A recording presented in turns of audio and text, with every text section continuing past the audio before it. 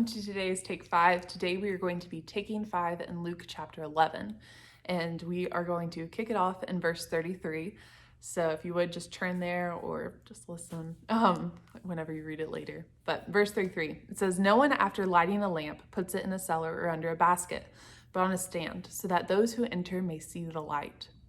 Your eye is the lamp of your body. When your eye is healthy, your whole body is full of light.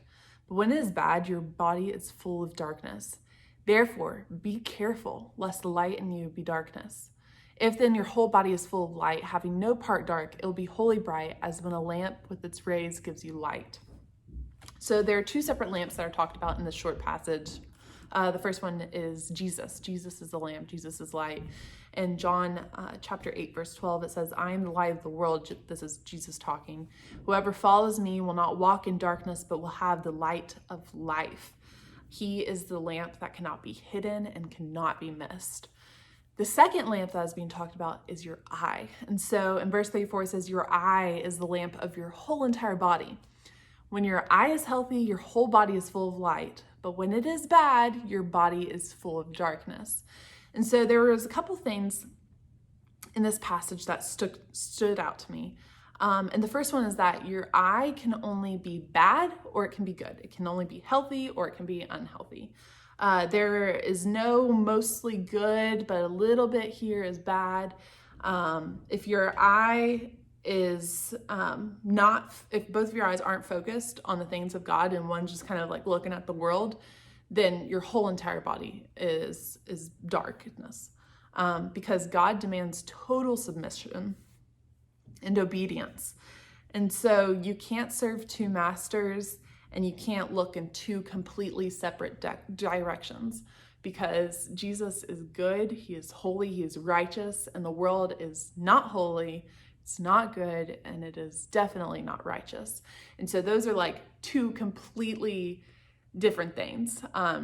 It's like on a 180-degree angle. You're either looking at this or you're looking at that. There's no looking at this but kind of glancing at that. So to kind of put it in I guess real life terms, is you cannot say that you are keeping your eyes on God and yet you're looking at porn. And that is something that we always go to is porn, but I mean, it can be something as simple as watching a really good hit TV show, but there's a lot of sex scenes, and you cannot look at that and still say that you were just keeping your eyes on God and keeping your eyes on the things of Jesus and the things of God, because that is not one of them. And that's just something that you're gonna really have to be watchful for, because the enemy comes in the darkness. He's like a thief in the night, and it's whenever you're not on your guard, whenever you're not thinking that this is where the enemy can attack you, that's when he is and when he can and will. And you can even look at some people in the Bible, coming off just the top of the head. Samson, his actual name is like Sunny, it means bright. But he was a slave in a dark dungeon because he had gave in to the lust of the flesh. And then there's Lot and there's King Saul and a ton of people in the Bible who were keeping their eyes on Jesus and keeping their eyes on the things of God, and things were great. But then they gave in and things turned very different for them.